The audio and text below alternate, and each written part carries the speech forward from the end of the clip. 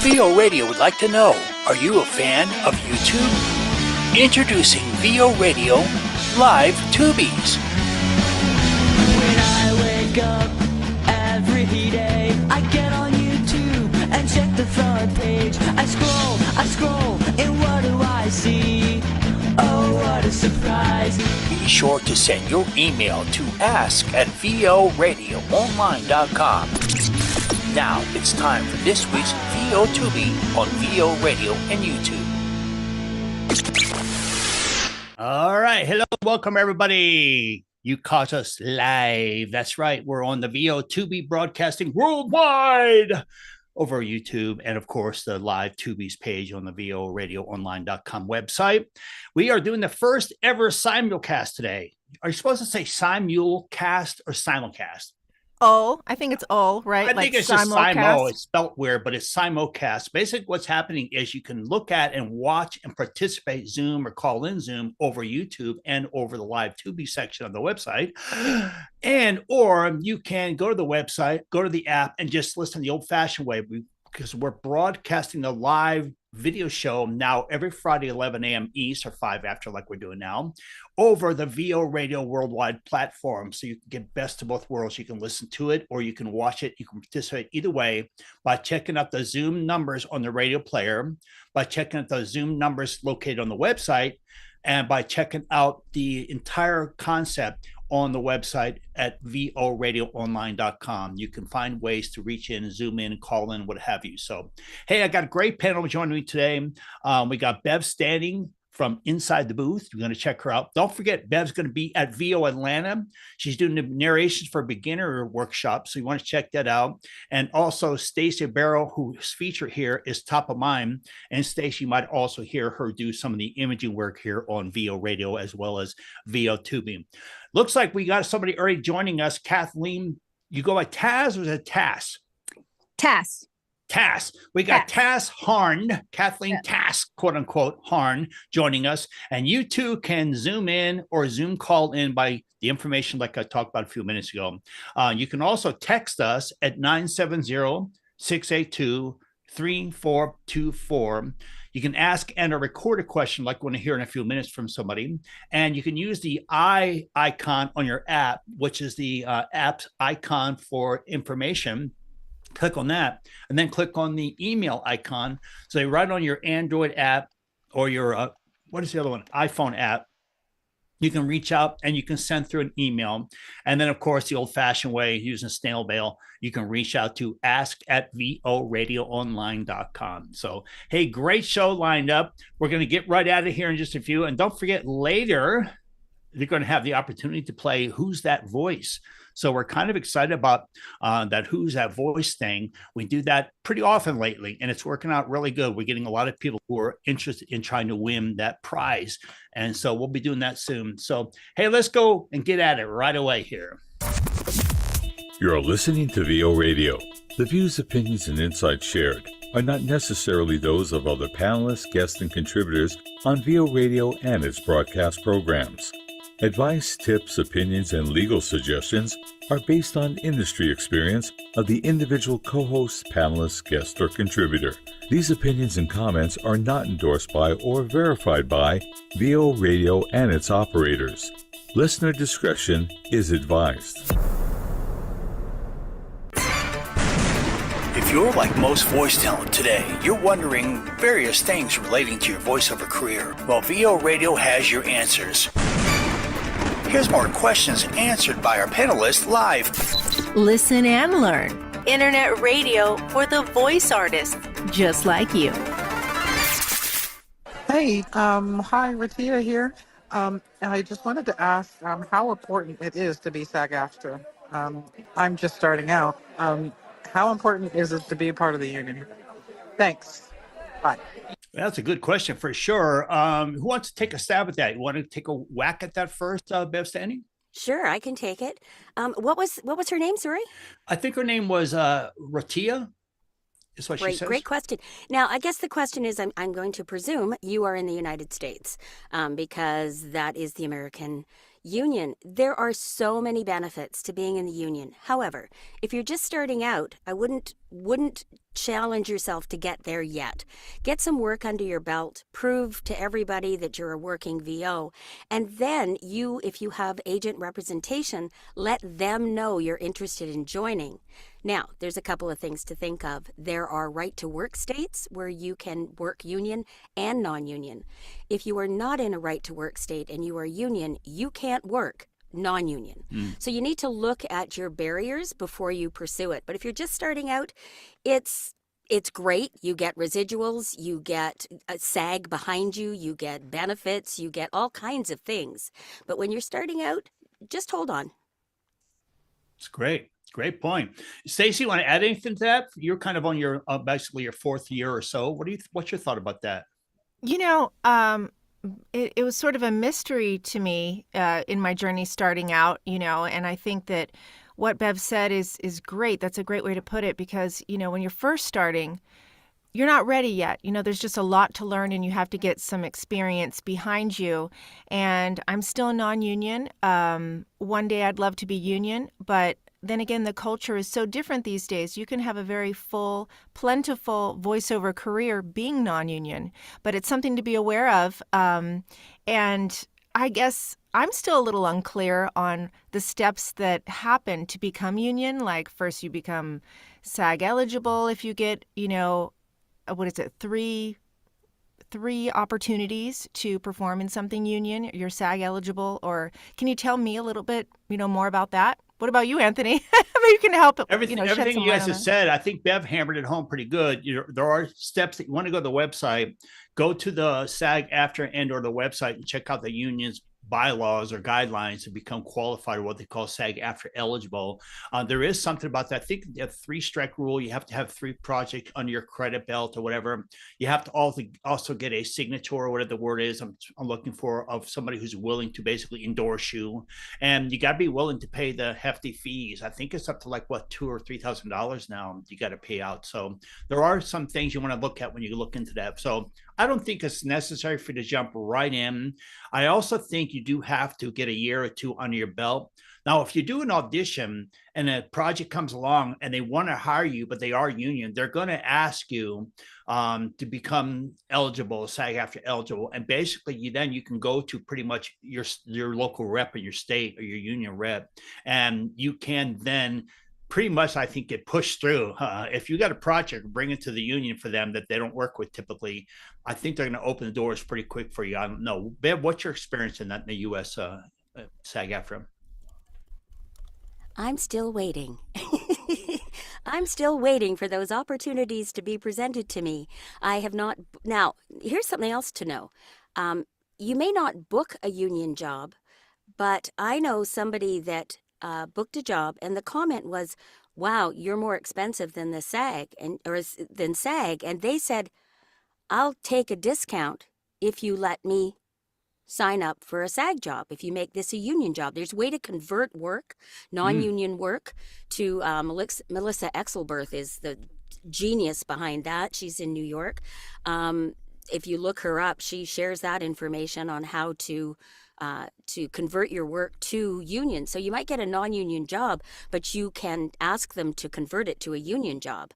And this lady became a union member, and then because she was Canadian, she backed out and became, I think it's FICOR, which means you don't get the benefits and whatnot. Yeah. But she didn't need the benefits; she just wanted to stay union.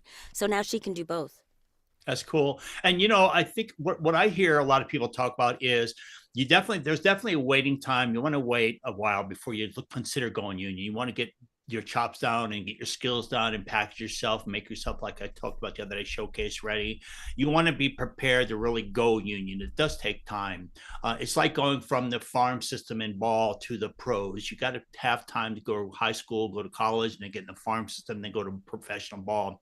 Some people are incredibly, exceptionally great at what they do, so they can jump right in the big leagues, but that's a rare, maybe 1% or 2% of talent out there to have that ability. So I would definitely say time, investigate it, look into it, find out how you can convert non-union gigs you're getting to try to coerce them to let you go union quicker. And like Bev was talking about, look into that FICOR situation. It used to be taboo back in the day. they were totally anti Phi Corps. It was like crossing the picket line. They felt like you're betraying your union fellows. But nowadays, there's so much work that is not union that a lot of union talent have to pay their bills go non-union sometimes. So that Phi Corps project is good. Really the major benefit, and I'll pass it to Stacy and we'll go to the next question that came in. The major benefit is the residuals, like Bob Bergen talks about a lot. The residuals, getting checks ongoing, the limitation of 7 weeks or 13 weeks buy or 26-week buys or whatever they have you. Every time they want to re-up your project, you get a check in the mail. And that's the nice thing, is that constant residual. It's the old gift that keeps on giving, we say in the business, right? So there are pros and cons of going that route. So Rati, I would definitely check it into it. Even call your local state, whoever represents your union in the state, and have a conversation with them on the phone. They'll talk to you about it. They'll even possibly send you an email explaining everything in more layman terms. So Stacy, go ahead. I know. I always heard such a stigma attached to that word Phi Corps. You know, I was like, oh my gosh, it sounds like something that everybody hates for some reason. I didn't know about it, but I kept hearing like, oh. I was working with someone and they had sent me an audition and it was union. And I said, oh, you know what? I can't audition for this one because I'm non-union. And they said, go for it anyway. And that was my only experience with something like that. But I thought, can a non-union, can you audition for union jobs? Yes. You know what I mean? Yes? Okay. Yes, and I think that's where the Taft-Hartley comes in. They Taft-Hartley you, which is like a temporary, you pay your dues, you become union, you have to do 3, and then you can actually join. There's a whole process to that. And I just want to close this off by saying there's more pros than cons to being a union member. And it's definitely a goal if you want to, get those top jobs and get into things like video games and stuff where you have the protection and the backing of the union. But when you're starting out, just educate yourself. That's where I'd go with that one. Yeah. Really cool. Awesome. Hey, that's great. Hey, let's go to another, the one that was going to be talked about. Actually, it's from Alberta, up in your neck of the woods, up there, Canada. Mike in Alberta, who actually is the first Canadian who ever wrote in. So I must hand it off to Mike. Thanks, Mike. Mike in Alberta said, what are some of the ways to develop good original character voices? Ooh. Use your ears. I'm gonna jump in early because I don't do a great deal of animation, but I have sat in and listened to many training courses for this. Being part of Gravy for the Brain, I get to meet a lot of really cool people. Listen to the people you interact with every day: the bus driver, the grocery clerk, and if there's something that catches your eye that makes you go, oh, listen to that, capture it in your memory, and then go home and practice that. That's right. Well said. That's short and sweet and good. Way to go, Mike. Welcome from Canada. Yay. Yeah, Alberta. Hey, you know what, Stacey Barrow, I know you got a lot to say about this because I had been blessed enough at the beginning of your career to help you do character development and give you my 2 cents worth. So, Stacey, what's your thought on that question? That's a good one, Mike. I always thought that the character work was just something funny that I did for myself to be funny or have fun. But then I realized, I broke it down into who are these basic characters, and Anthony helped me with that. So, doing character work sounds like this really big thing. But really, if you break it down to what are some main archetypes, what are some main types of characters, just to hone in your thoughts a little bit, the superhero, the evil woman or man, whether that's a witch or a warlock or whatever your imaginary evil character is, a princess, a girl, a boy, just start with a handful of them, a Southern person, with an accent. And give them names and backstories and give them a life. Right. Document it. Just anything. Write it by hand. Make a word sheet. Find a picture from the internet. That's what I did of like a movie star who embodies this character. And then it's funny because if you just change a little something, those characters can spin off of each other. So take my Southern woman, for example. I call her Texas Lucy. And Texas Lucy has a deeper voice. That's Texas Lucy and everything. And, she's got everything nailed down and kind of particular, real friendly and all that. Now, she has a daughter, so if her daughter's, younger, what have you. Her voice is going to be a little higher. Just change something about it. So her name is Debbie Debutante. And Debbie she's jailbait and all that, and she's really bad. And she's always going against her mama and everything. She's almost 18. I think that's legal for some things in Texas, or whatever. So bless their hearts. I know. My mama would be so upset if I were talking about, oh, well, don't you fuss on the radio or on TV on Tubee. Talk to each other. Sounds funny, but can you hear the difference between one character or another if you put them back to back? So is Texas Lucy, does she sound so different from Debbie Debutante? Well, keep working with it. Have some funny conversation like you would with a friend, but make them talk to each other. But anyway, so if you have a core group of different personalities, then those come up a lot in casting, where they're looking for a witch or a southerner or whatever. And if you have that core, then you can spin off of them and it becomes a little easier. But get started and document it so you can remember what you made up.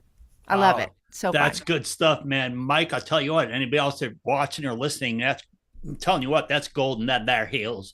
The way I look at it. Thank you, Anthony. Because Bev hammered it and Stacy hammered it, and I'm going to ask Taz her opinion here in a minute. But I tell everybody, Mike asked how to go about the best ways of going about developing original characters. First of all, you can't make a living doing impressions. So forget about Mickey Mouse and Bug Bunny and Bob Bergen's Porky the Pig and all that. Just stay away from that. Who cares? Everybody that sends me real saying, I do great impressions. Want to hear, well, if you're a stand-up comic or you're an impressionist doing celebrity impressions, they're great for parodies. And they're great for having fun, or your live theater actor, stage actor, if you're stand-up, but you can't really make a living using like this. You get sued up the butt. But the reality is, if you are really good at using your voice and you can develop, if you will, original characters, start with the standards, right? I mean, I've been doing characters since the 80s when I used to show prep for morning shows around the country. Start with the standards. Do a Santa, if you're a male, I'm talking about for Mike, do a Santa Claus. Learn how to do a Halloween voice, learn how to do a Dracula, learn how to do a Cupid, learn how to do a Southern guy for the 4th of July type periods, learn how to do the seasonal standards. Once you get that core stable down, then start to work on secondary voices like a dog, a horse, a cat, a villain, a gangster, a mafia guy, work on those. And then once you develop that stable of your SNL cast in the closet, like Stacey was saying, you can create alter egos of them. Like, you can have like I have this guy, Vinny Vegas, I do. He's like, hey, yeah, baby. He's got this Vinny Vegas thing going on. He's like this sounding wannabe crooner, but he has a brother. And I also have a superhero guy that's look at lady. He's got that real heroic type of sound, but he has a dumbed down brother who's look at lady, who's not as smart as him. So you can create alter egos of the characters, but start with the standards, work your way into them. That'll teach you how to play with the voice. And when you get better, like Bev was saying, when you get really good at listening to the different characteristics, you then can start to work on the mechanics, using your teeth, using your nose. This is a real nerdy side. Oh my God, hello. This is, you can learn how to play with the skull and all the reverb of the vocal range and the textures and all the stuff. So there's so much that comes with that, Mike, that we can't just basically give you a quick answer, because developing original character voices starts with, like Bev said, listening and hearing to motivation. I can tell you right now, I'll wrap it up with this. I have characters that I've been doing for 35, 40 years, since I was even a high school kid. Two of my most successful back in the day were Slim and Lucky. And Slim and Lucky had cousins that were also just a ripoff of them. Slim and Lucky were like this, how y'all doing today? He was a high voice, and his brother was like, what's up, man? Total burnouts. These dudes were kids that I went to school with who every day they were in class, we knew surf was up. They were surfer burnout dudes. Before Spicoli came to life, I knew these two Whalen brothers, and I ripped them off. For years, I did Slim and Lucky character based around these two burnout pot smoking boys. And ultimately, when I learned how to develop characters, I could do alter egos like Stacey was talking about. So a lot of food for thought out there. Taz, wrap it up for us. Any final thoughts on your side of it, being a new artist? Yes, I'm new. I don't really do characters. So what I happen to have started is to look through children's books. So I'm actually reading the story and looking at the illustrations, and just like for, a character pops up, I was like, what would they sound like? I'm actually having a lot of fun with that. So that's what I do. That is really cool. Hey, we're going to take a quick break. Hope that gave you some food for thought there, Mike. If you want to reach us, you can Zoom in, you can call in, you can use the old text at 970-682-3424, or you can ask at voradioonline.com, of course, sending in your email. And we're going to take a quick break, and we'll be back in just a few minutes. So sit tight. We'll be right back here. Let's Talk VO, being simulcasted from our VO Tubee here on VO Radio. This VO Tubee is sponsored by... Your voiceover career is dynamic and moving fast, and market trends for voice actors are constantly changing. So having the right resources to stay on top of your game is critical to your success. That's why VO pros and newcomers alike rely on voiceoverextra.com daily as their one-stop resource for voiceover success. Cut through the social media noise and find the information you need fast at voiceoverextra.com. It's the right resource for you now.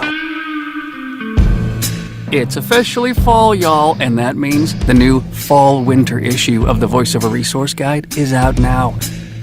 Issue number 78, we've created a fully updated special video game strike edition of the Vorg for you. 3 pages dedicated to strike info. So get yours today at one of our pickup locations near you. Or head to thevorg.net, get one shipped out, and we'll plant a tree when you do. How nice is that? Somebody has to be the best in the business.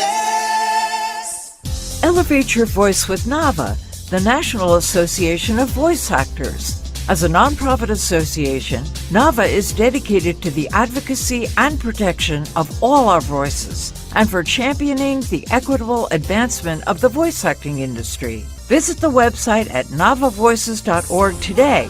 NAVA, together they can protect the future of voice acting and make our voices heard. Ever since 2011, navigating the incredible waters and waves of the voiceover industry has never been easier with the VoiceOver Collective by your side. Jump on board with Jay Preston and the VOC at thevoiceovercollective.com. The VOC can help you find the right classes and coaches, recommended books to read, discounted and amazing equipment, the right rates to charge, not to be missed events, and so much more. Bookmark the website, thevoiceovercollective.com, and we'll all rise together. When I wake up every day, I get on YouTube, and what do I see? Oh, what a surprise. Be sure to send your email to ask@voradioonline.com. VO Tubee on VO Radio and YouTube. Okay, welcome back. We're live on VO Tubee, and so happy to be here. TGIF. Yay. Okay, so you know what? It's so fun when you join us on the show. So I really want you to do that because we want to talk about whatever you want to talk about. And so you can text 970-682-3424. Again, that's 970-682-3424. You can always email us at ask@voradioonline.com, or you can Zoom or call in using the information on the website Live Tubee's page and end up right here like Tass did. So we've got Kathleen Harnd. It goes by Tass, and she's joined us today. And also we've got Let's Talk VO live on Mondays and Wednesdays at 5 p.m. Eastern. And that's another opportunity where you can either listen to us or participate in the live show with us. I'd like to thank our sponsors, The Vorg, The VoiceOver Extra, The VoiceOver Collective, and NAVA. And let's see, what question do we have next? Let's see.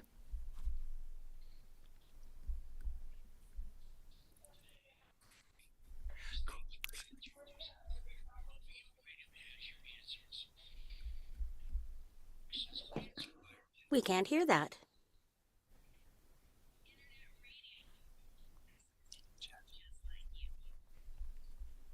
And he did not Live. share, of course, the audio. So that was a complete screw up. Hey, live radio, everybody. Thank you very much. I thought it was just me. I'm like, oh, I'm trying to be so good about waiting for the sweeper. Let's go for this. This is a learning. This is a learning moment. It is. I'm like, is it just me? I got all these things going on. So let's try that again. Here we go. Okay. If you're like most voice talent today, you're wondering various things relating to your voiceover career. Well, VO Radio has your answers.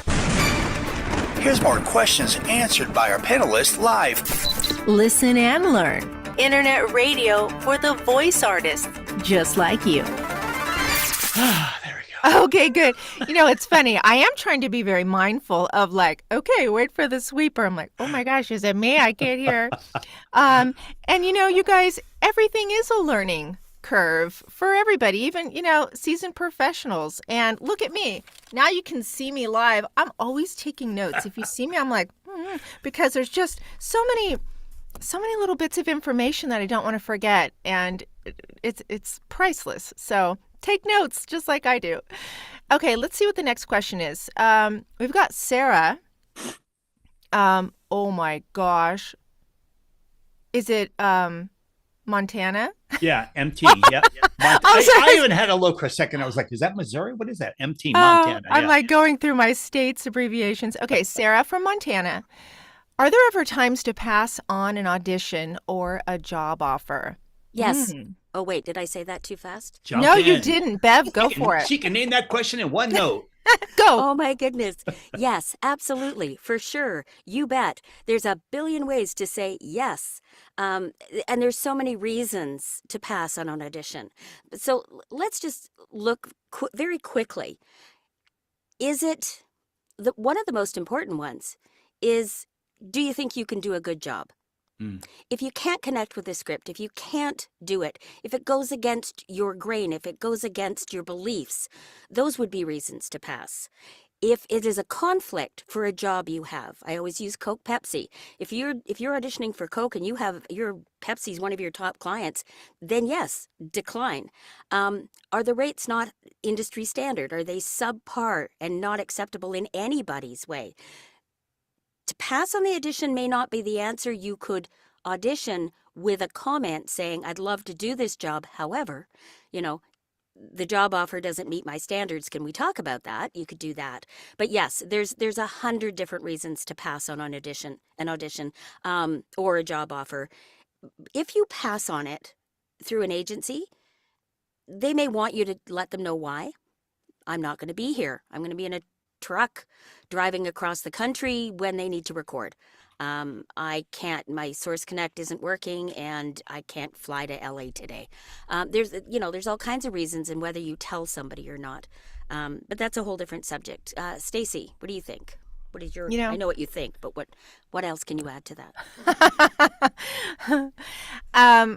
Okay, I have two examples of some things that I have passed on.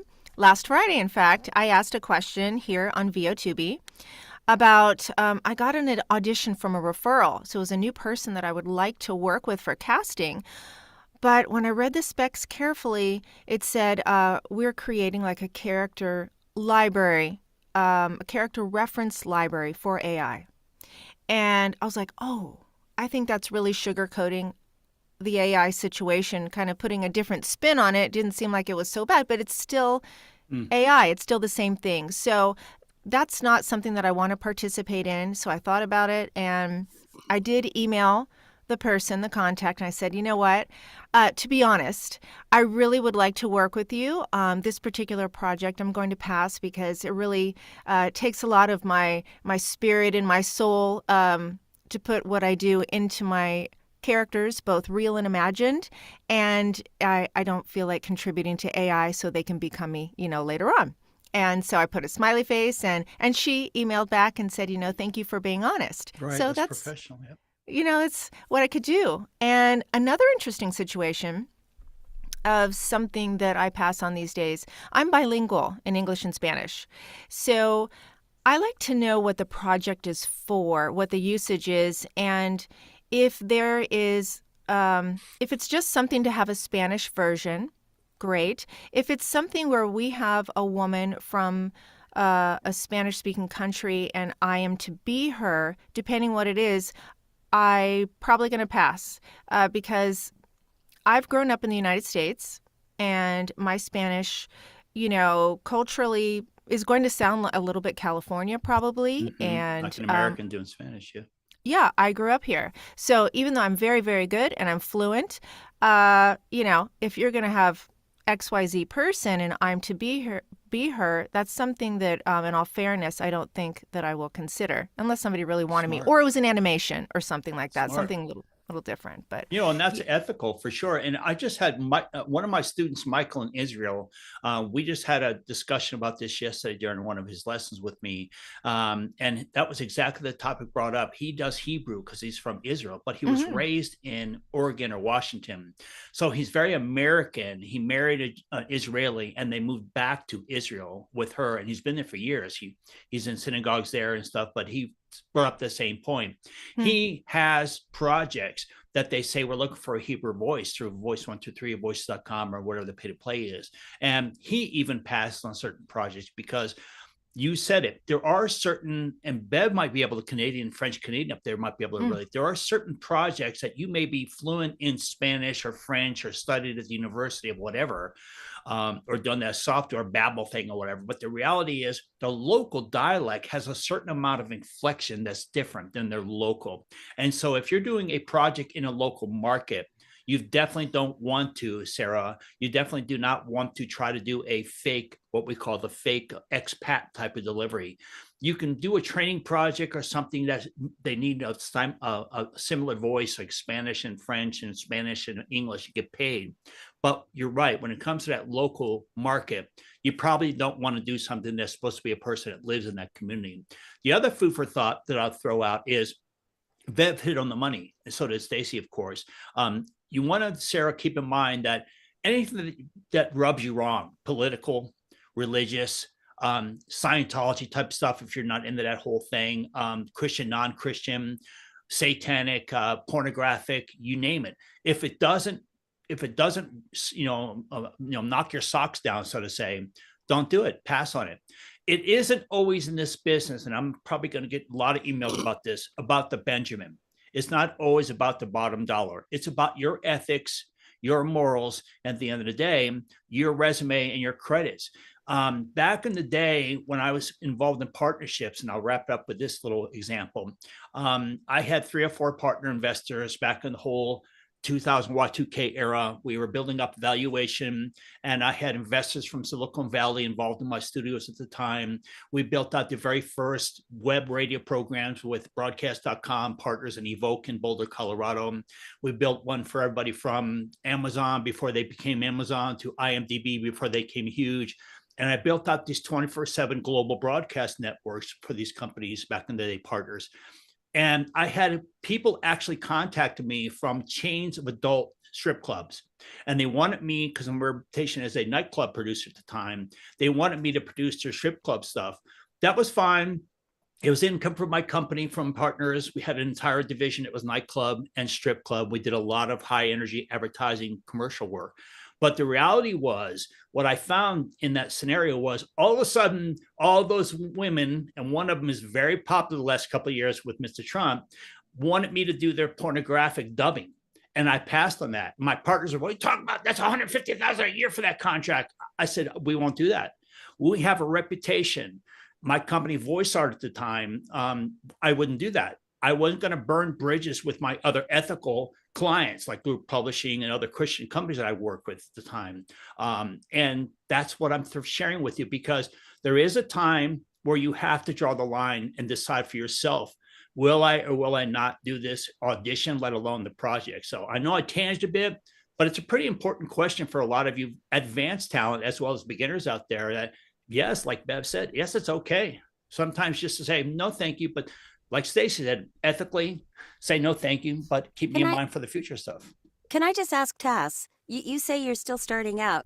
Would you pass on an audition for those reasons? Yes, for any of those reasons that you had mentioned. And I am brand new. I have not even had that first job. And I have been told by a number of coaches that, just don't get that for, oh, I got a job or something. It has to fit. Don't lowball yourself. Yes, I'm going to be brand new, but you haven't heard my voice, but I'm going to have a lot of training behind me, and I'm going to give you the best product. So don't lowball me. You know, I just want to expand on that just for a second. That's so important, because if you send an audition in and you're terrible because it wasn't the right job, that's actually more memorable than the audition that didn't book it because it was just okay. And if you come in with a lowball offer, they go, well, let's go back to her. She's cheap. So it's smart move. Well done. Yeah, and Bev, that's great. But you just said right there, I mean, man, I'm telling you, man, to be a new talent today here in these comments, I'll tell you what, man. That's that whole Fiverr mentality. I don't knock Fiverr because everybody thinks you can make 6 figures on Fiverr and all that And crap. you can. Yeah, the reality, you can if you're that 1 percentile. But the reality is, that's that low dough work for food mentality that has kind of devaluated, if you will, our industry in general. Everybody wanted to blame the the pay to plays back in the day, making us all work for food and make us spit each other out and cut our throats and all that stuff. But that kind of era passed a bit. We survived it. But there are a lot of these talent out there who aren't willing to stick to the, what is it, GVAA or whatever, the nonprofit rate sheet we try to stick to as much as we can off the public domain, so to say. But there is something still to be said about, like you just said, exactly, that the reality is, if you think that it's basically they're coming back to you just because you're the cheapest, they really don't want you because you're what they want. They're not hiring you because your ethics and or your skills or on merit, using the old thing that's going on right now in the States, the whole merit. Make them want you because they want you. And if they really want you and you're realistically affordable, you're within their budget and you're somewhat closer, even a little bit out of it, they're going to work with you. But if they're coming to you because you're the cheapest, like Bev just said, I can't tell you how many clients over the years I probably dropped because of that, because they, like Deb was saying the other day, Deb Monroe was saying, if they don't want to pay my rate, I may offer them a discount, but I'll say the next project, though, you're going back to my full rate if I discount in good faith. So expand on that a little, Bev. What do you think about that? If you want to. Just what, the rates? Yeah, I think it's important to stick to your guns. You've done all this training, you've paid money for it, you have equipment, you have a recording space, and you've got a website, and all that costs money. And you don't open a store and say, well, come on in, I'd really love you to try out my store. Everything's $1. Oh, well, wait a minute. It costs me $15 for every item I have in the store. Right. You're going to lose money over the long run. And yes, you might get repeat clients, but you're going to spend so much time doing lowball jobs that you won't have time to actually do the better jobs where you work harder, work smarter, not harder. Really cool. And the other thing I want to say, as Stacy said, like her Spanish, I have an authentic British accent, and I've been told I've even have it confirmed by a number of Brits. I always get it checked. I get my demos checked because my mother was British, but I will not audition for anything that's going to air in the UK because I am not a Brit. Right? The same as, I won't probably, there's lots of dialects and you can have fun with it, and dialects vary within the state, even Texas. But I don't have a Texas accent. I have a Georgian accent. So I would only audition with a Georgian accent because that's what I can do. But it's the same with the Brit. I mean, I could turn it on and off in a switch, and I got classified as 98.6% accurate. But that's I won't audition for something in the UK. Awesome. Good stuff, man. Stacy, before you take us out and go to break, and we'll come back, we're going to first do our Who's That Voice real quick. But I wanted to read this email that just came in from Ryan.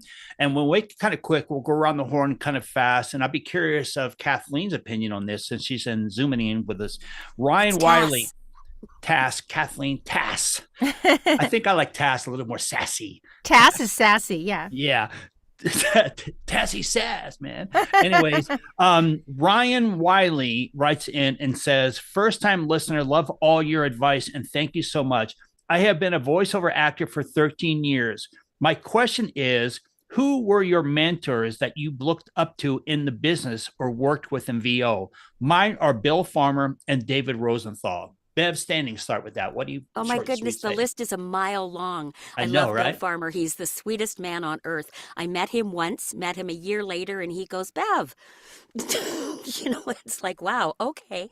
Who did I start with? Actually, Jody Krangle was probably my first and foremost. I met her in person. Matt Dratzma, I met on set doing a commercial. He started me, which introduced me to so many people, but Jody and I lived close together, and she has been a huge guide and a good friend to this day. J. Michael Collins has been, I met him early on in my career, and he is a friend, not just a guide.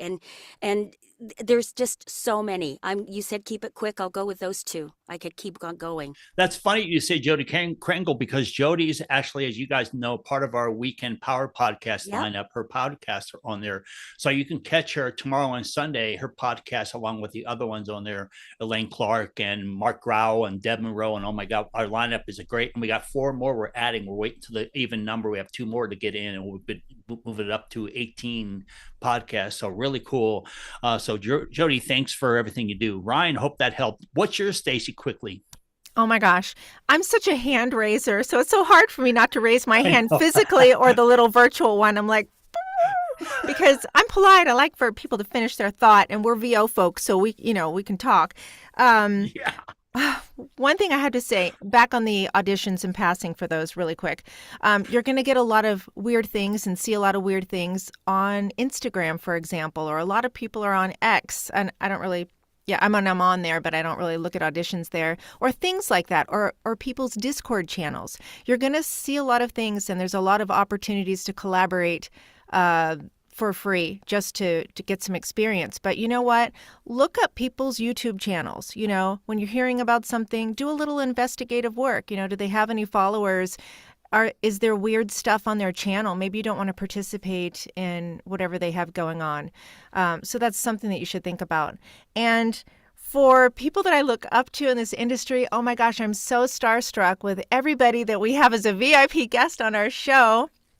It's crazy. And I'm so excited because, I get to book the VIP guests now. So I'm like, who did I have virtual coffee with, and who do I want to meet? This is so fun. So you can meet them. Are you meaning that you're biased? Is that what you're saying here? I'm so biased. Oh my gosh. So you guys, we got to talk to Dave Fenoy on our show. He was a VIP guest, and wow. Mark Graw, wow. Ellie Ray, Deb Monroe, all of you. Robert Clotworthy was great, man. Yes. One, for sure. That was so cool. So, by being a part of this, it's incredible. So my list is growing and growing and growing. And it's funny, that you say that. And as I guess what I would say to Ryan, was it Ryan? Yeah, Ryan is, as you start, you have mentors and friends like me with Stacy and whoever Stacy first started with the first few years. As your career, like Stacy's, progresses and Taz is about to progress, as you progress, you're going to find more and more and more people along your journey. And along the way, if I look back at my entire life, if I was writing my memoir and I went back to my entire life, I may have thought, oh, you're going to help me the rest of my life. And it ended up being, oh, well, no, you're going to help me. No, you're going to help me. You're going to help me. And I ended up with 20, 30, if not 40 that I still keep in touch with. One of my very first broadcast mentors was Rad Messick. Hey, Rad, a radio programmer. The guy had more platinum and gold albums than he could put in his entire condo. I'm not kidding. When I say his condos were wall to wall, every floor, and he had boxes of gold and platinum records. How did he arrive at all those? Because in the 70s and 80s, he helped break artists all over the industry, and he became a legend. So Rad Messick was my very first programming radio producer, if you will, mentor back in the early mid 80s when I was in the radio and music. So you're going to find as you progress through your career, you're going to have a lot of them. Who knows? Bev Standing may end up being one of your mentors down the road, or right? That's right. If you go to her VO Atlanta, which you should, people, if you go to her VO Atlanta workshop and check out her narration for beginners. There's only 2 spots left. Only 2. That's right. The other day it was 10, I think. So you got to take those up quick. But you'll see what I'm saying. Oh, yeah. And here I go with that whole, you're right. We VO people talk too much. Yeah, I'm winded.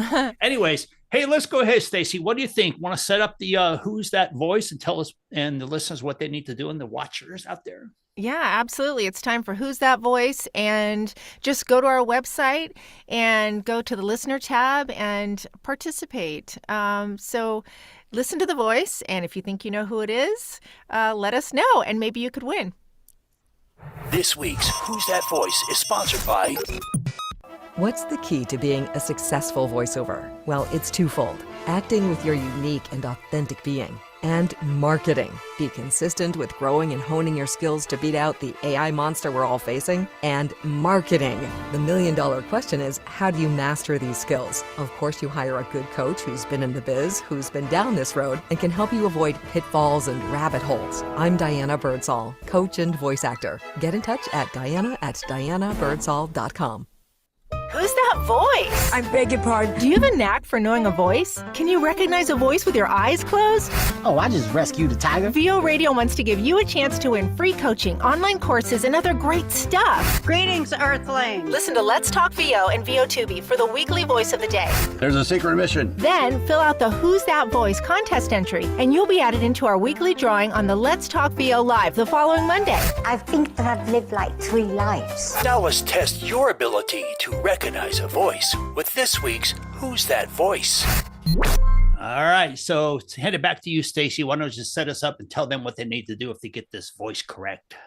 Okay. Oh, so what's funny is, I don't know if you guys noticed it, but our sample of Who's That Voice was actually on that little promo. The prize for Who's That Voice is a free download workshop from Get Mic'd. So that's exciting. And I'm not supposed to say the answer, am I? No, negative. No. But tell them where to go if they got the correct answer. Where are they supposed to go on the website and all that fun stuff? Okay. Yeah, you just go to the website, go into the listener tab, and there are contests. That's where you go on this one, right? There are contests, and you just submit your answer, and then listen to Let's Talk VO Live, and it could be you that wins. Okay, here we go. So get your ears on, people. Here we go. I think that I've lived like 3 lives, all packed in, and experienced amazing things, terrible things, but I think we all do. You know, life is never, God doesn't give with both hands, you know, and everything you have to turn into an experience and learn from it. I'll talk about anything and everything. I've always been like that, you know that, and it is what it is. You can't, I know people say everybody's recollection of things that happened are different and everybody sees things differently. I've had a lot of time to go over all my things that have been amazing in my life and things that have been tragic. So I've had a lot of time to think about it. It's so funny. I don't know. Every time I hear her voice, I picture a little mouse. For some reason. I'm not sure why. Maybe that's kind of rude of me to say, but every time I hear that voice, she just comes across to me like a little mouse running around with her little cheese in her hand and whatever have you. So, and you know what, you guys, on the site, we do have listener tab and listeners, but contests can be found under the listeners tab. You can see it. So fill it out. Listener and listeners. We got to fix that. Is that on the tab there? Drop down? Yeah, there's 2. One like listen, and you can listen to. Yeah. You know, Let's Talk VO or that's how they access whatever. the shows. Got you. Excellent. Mm-hmm. All right, then let's go ahead and we'll take a quick break. And we're going to be back in just a few minutes. So let me go ahead and pop that up. And we shall be back in just a couple minutes here on VO Tubee, simulcast on VO Radio. VO Radio would like to know, are you a fan of YouTube? Introducing VO Radio Live Tubees. When I wake up every day, I get on YouTube and check the front page. I scroll, and what do I see? Oh, what a surprise. VO Tubee on VO Radio and YouTube. Hey everyone, Nava President Tim Friedlander here with your Nava News Minute Update. Nava had an incredible second year, and we could not have done it without the over 1,300 voice actors who are members of Nava. This year, Nava made big strides in helping to legislate AI technology. We had 65 meetings with the offices of U.S. lawmakers. I had the opportunity to speak to the FTC and the Patent Office, and we were even invited to participate in a roundtable at the White House. We also saw huge steps forward in AI legislation at the state levels in California, Tennessee, and most recently, New York. In addition to this, the Nava Foundation is continuing the mission of supporting our industry. This year, we sponsored 18 scholarships. We gave over $10,000 in emergency fund payments to voice actors in need. And we connected over 150 voice actors with our partner attorneys to help pay for contract reviews, legal representation, and legal aid. Thank you to all of you who made 2024 such a success. Here's to 2025. Visit our website at navavoices.org to learn more. Happy holidays. Internet radio for voiceover talent at any level. Have you done it yet? Downloaded the new VO Radio app? If not, check out the new apps we created that are now for iPhone and Android. I'm sorry, operator, I can't hear you. I'm trying to use the phone. Now you can listen to VO Radio anytime, 24/7 worldwide on your phone. Are you not entertained? Download the new VO Radio app from our app section of the website. Toto, I have a feeling we're not in Kansas anymore. Or click on the app link located on the player window, VO Radio apps. They're here for you. Download yours today. Whether a beginner or veteran voice talent, there's something for everyone. This is VO Radio. You've tapped the stream. This is VO Radio. Something for voiceover talent of all levels all week long. Monday. Let's Talk VO Live, Mondays and Wednesdays at 5 p.m. Eastern Time. Tuesday. Encore broadcast of Let's Talk VO Live, Tuesdays and Thursdays, 5 p.m. Eastern Time. Live VO Tubees, Fridays at 11 a.m. Eastern Time. And Saturday and Sunday all day long, 24/7 broadcast. 24 hours a day, 7 days a week. This is VO Radio. Listen, learn, and win. When I wake up every day, I get on YouTube and check the front page. I scroll, and what do I see? Oh, what a surprise. Now it's time for this week's VO Tubee on VO Radio and YouTube. Welcome back, everybody. It's Bev standing here with Stacy and Anthony and our guest today, Tass, who's joined us.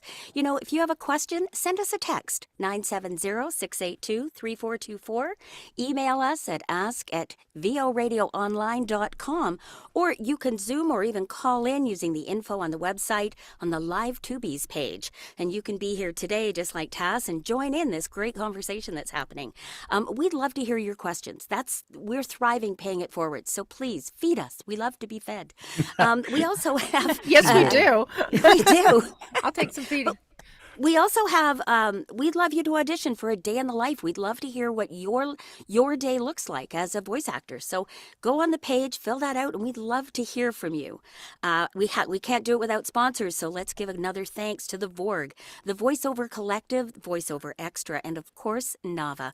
Now, I'm going to be a little quick and ask everybody to go around the table. We have a question, and we're going to, Anthony, if you'll just tab that up, but we are coming to the top of the hour. Absolutely. You know, and the actual email came in from Sherry saying, have you guys addressed my question? I just tuned in. So actually, Sherry, no, here we go.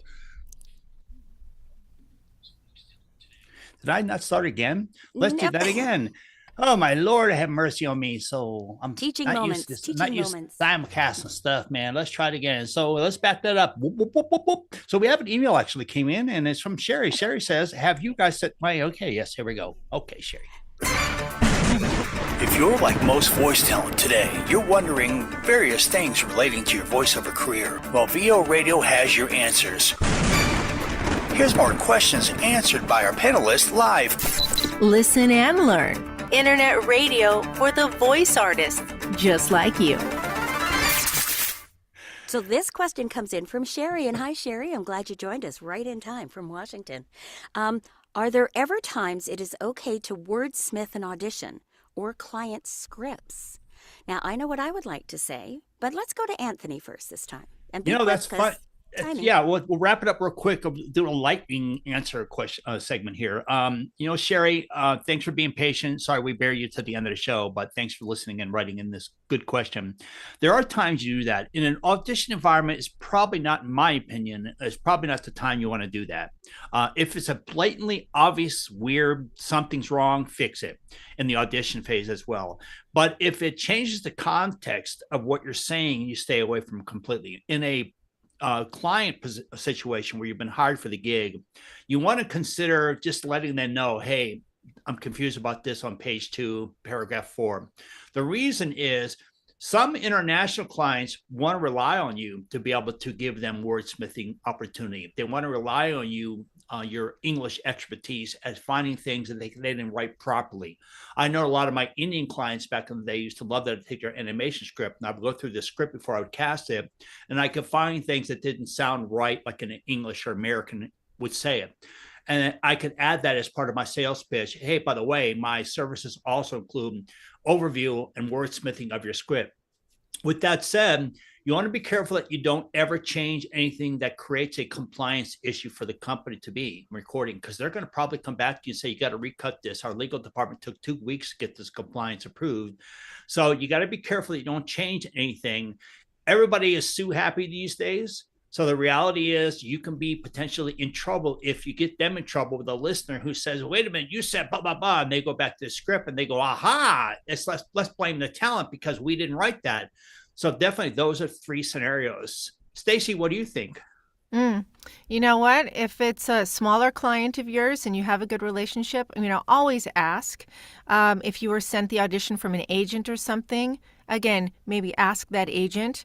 But as a whole, for those bigger things, I was told that writers get paid a lot of money to write, and it's a test for you. You know what I mean? Go with what's there, because they're not going to think you're clever or smart by catching incorrect phrasing or a typo. They don't think it's cute. So you get offended a lot of times, read it as is. And I think Bev might have said this the other day on Let's Talk VO Live.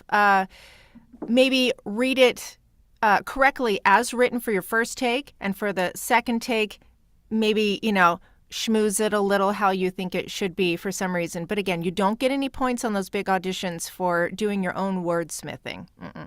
Really good.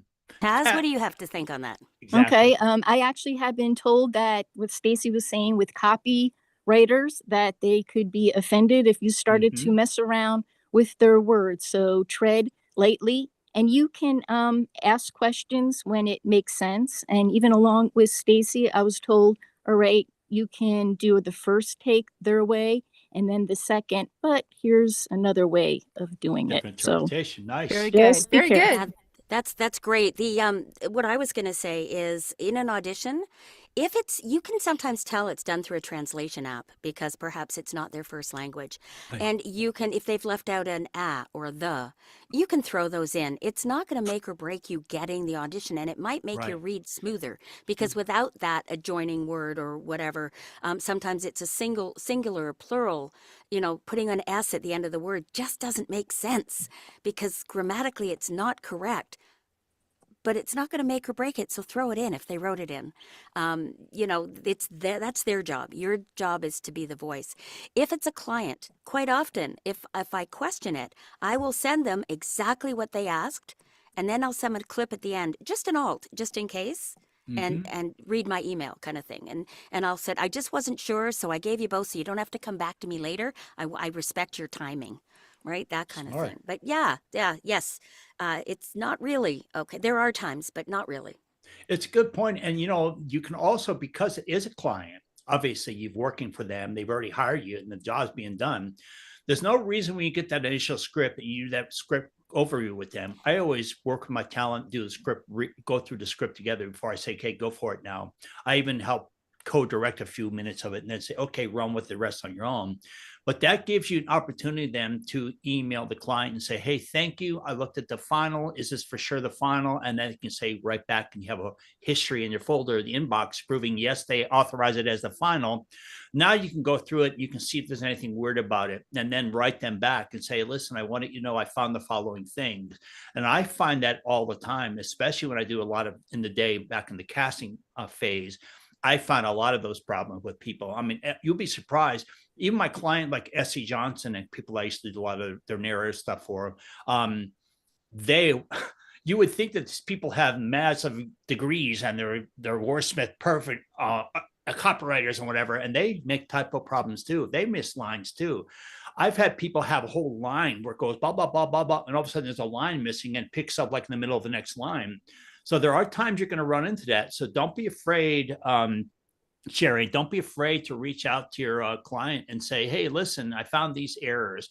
So like Bev was saying, take it one step further. Don't be afraid. And if that is the scenario, like Bev nailed, then go ahead and give them a, here's version 1, but here's my alt version of paragraph. So maybe it's paragraph 18, right? Give them 18, they give them an 18B. Maybe it's page 2, paragraph 4, give them a 4 and give them a 4B. You can actually add those chronologically named correct, so they all show up in the correct order in the folder that you send the zip. Make sure they give it a B or a C name or whatever the version is. So I always say it's how you tell the truth. Maybe Right. avoid the word error. You're putting blame on something. Nice. It's not an error. Just say, I'm just curious about this line. Is this correct? And Right. let them go, oh no, it's wrong. Then they're accepting, ownership of it, but you're not blaming. You're not the complainer. You're just questioning it. So Exactly. it's all how you say the truth. It is for sure. I had OSHA that I did some nuclear projects back in the day for. We had hired a gal to do the narration for this new a nuclear power plant, Miami, down in Turkey, whatever it's called, Turkey Point, where Homestead. And the project was supposed to be really authoritative, supposed to be this, supposed to be that. And what happened was the guy said, we're looking for a friendly or warm feel. And I said, well, that isn't what the director was telling me. The director said they wanted a real authoritative, bold sound, strong, confident sound. So you get those conflicts. Don't be afraid if the direction says one thing, but your pre-consult says another. Don't be afraid to get that clarity, because if you're doing a 3-4, this was like a 6-hour project. If you're doing 2 or 3 or 4 hour long form reads, you want to make sure all that stuff's up front, because you don't want them to come back to you and say, hey, by the way, I noticed that the directing wasn't exactly what I asked for. Well, that isn't what he told me. Well, I want it this way. Now you got not only the potential script rewrites or wordsmithing, but you want to make sure that your direction is correct too. I know that's kind of a bonus thing, but that triggered a thought in my mind, that whole make sure you have the correct direction as well as the finals or the script edits or whatever, like that was saying, an A and a B version of it. So, hey, awesome show. I mean, we got all kinds of great things going on around here. Thanks for everybody for listening in and watching over the YouTube channel and our YouTube channel at VORadioOnline.com, live Tubees. You can find more information about everything we do, but like Stacey was saying, by going to the listeners tab and then going down to all the sections, and you can communicate with Bev, with Stacey, with all the contributors here by going to the Reach a Contributor. Click on that, and that allows you to fill out the form and send out the form, and we will then forward that to whoever the contributors you're trying to ask a question of or inquire about their services or whatever. And also, once again, I know I'm plugging a little bit, but don't forget about VO Atlanta coming up. And don't forget about Bev Standings, beginner narration for beginners. You want to definitely take that little, I think it's called, what you said, it's called an X. It's an X session. X session. And I forgot to plug also that our own D Alvis is going to be there as well, doing his little workshop. Oh, And great. Anybody else related to VO Radio that's there? I can't remember. Deb Monroe. Deb Monroe is going to be there. Okay. That's right. So there you go. And So I check think it out. Jim Frank is there too. Yes, Jim Frank will be there. Yeah. Anyway, so I appreciate everybody tuning in and watching the show today, and make sure that you're all part of the next Friday's VO2B next Friday at 11 a.m. Eastern time. And then tune in Monday and Wednesdays for the actual Let's Talk live broadcast like we've been doing for 15, 16 months now. I can't believe we're already coming up on that. Look at who our guest is next week. Yeah, and I was going to segue into that. Thank you. And our guest next Wednesday, speaking of Stacey Barrow booking great guests, is Jessica Blue on Wednesday. Yep. Amazing. Yep. Amazing. She's so nice. Amazing. Super nice. And she specializes in dubbing too, right? Is that kind of what we're really going to focusing on? Yep. Amazing. Good stuff. Hey, that's it. Any final thoughts from anybody? Deb? I'm Bev, or Stacey. I think I got Deb on the head now. I get called Deb all the time. I actually answer. Know what I was thinking there. That's a brain fart. I just want to say thanks to everybody that's watching. Please join in. Send us texts. Send us emails. We love to hear from you. We want you to be part of this. This is our little Tubee family and VO Online. Join in. Sounds great. Kathleen Sass. Any final thoughts about what you might take away from today, being part of our panel, listening in and watching in? Just to invite people in. It's a great experience, and to actually have questions asked of me as a newbie. And I was just like, well, what do I have to share? It's like, oh, I have a whole lot, because I have a lot of experience with many different coaches, and I'm really willing to do that. Really cool. And you know what? The reason that we love when you pop in, and Lawrence popped in the other day, and Barbara, whoever, also the other day, and what was it? What's his name? Russell Eckel, he came in too, is because that's what this is all about, is hearing the feedback that I know the other watchers and listeners of our show, VO Tubee and Let's Talk VO, are thinking themselves. So it's nice to have you representing what is on the mind of a lot of us, other people out there. So thank you so much for that. And Taz is a prize winner. Yes. Yep. And he won yours, didn't he? Oh, Taz. Anthony, yours. Taz did. That's right. I was thinking of Russ. Wasn't Russ the winner of yours? Russ Equal, or? I'm not sure who won mine, but I know Taz won yours. I can't remember. I'll have to look and see who it was. I think it might have been. Yep. So I think it might have been Russell. So, hey, great. Final thoughts, Stacey? Yeah. You know what? This is an ongoing conversation that we want to have with you guys. And again, kudos to you, Taz, for being here, because this is just all of our online ongoing coaching. You know what I mean? This is like free coaching and conversation, and it's amazing how it all happens naturally, and so many, experiences come up, and you do have so much to share as a new person, and we're all at different levels in our journey. So, I mean, it's incredible, and it's so fun when people interact with us, and you made it so fun by being here, and we get to see you and talk to you. And just the cool part is we get to continue this conversation on our live show on Monday and Wednesday, and then back on Fridays. So, I think of questions all the time, and I'm constantly, as you see me with my pen, I'm writing down, and I have that writing here, Sparkle notebook. Yeah, so my Sparkle notebook, and I use that notepad in my phone a lot. I'm thinking of questions all the time. So I'm always pulling over and then making little notes. So as you go during the week, as you come up with these questions, that's what we're here for. So, use us for that. Let's spark the conversation with what you have going on. Exactly. I want to spend 30 seconds just saying at VO Atlanta, there is a recognition for people that pay it forward. That it's called the Unicorn Award, and I am a previous unicorn. Oh, and it's people who volunteer their time for nothing, that share and help other people grow and expect absolutely nothing back. And this year's 3 finalists are Patrick Kirshner, Emma O'Neill, and Christy Harst, 3 amazing people that are relentless at paying it forward and helping the industry grow. And I wish them all the best of luck. Amen to that. And we've been trying to get Emma O'Neill to be part of the show since it started. She was going to at the very beginning be involved, but I think her schedule and her time is just I'll work on her. She's massage her. Great. We want to bring her in. So hey, by the way, I want to remind everybody too, Stacey made me trigger that thought in my mind. Don't forget to check out Monday and Wednesday, the live Let's Talk broadcast, because we're going to start simulcasting that show over YouTube as well. So just like the VO Tubee is going video-wise, and it's going out over the platform right now as we speak, the live Let's Talk VO broadcast is not only being going on the radio show, but is also going to be simulcasting on our YouTube channel, and we'll develop those YouTube videos for all these different shows we're doing. So join in, get heard, get seen, and get known. Absolutely. You got it. And also, we got 7 other emails and texts that came in that we didn't get to, unfortunately, because everybody's emails today came in the other day. So you're in the queue now for potentially Monday and Wednesday's questions we'll be asking. So make sure if you sent in a text or an email, don't think we just blew you off. We're basically 5, 6, 7 emails behind constantly. So tune in Monday at 5 Eastern and then Wednesday, 5 Eastern, and we surely will address your question that you sent in. So, all right. So let's give everybody goodbye. Hi. Woo!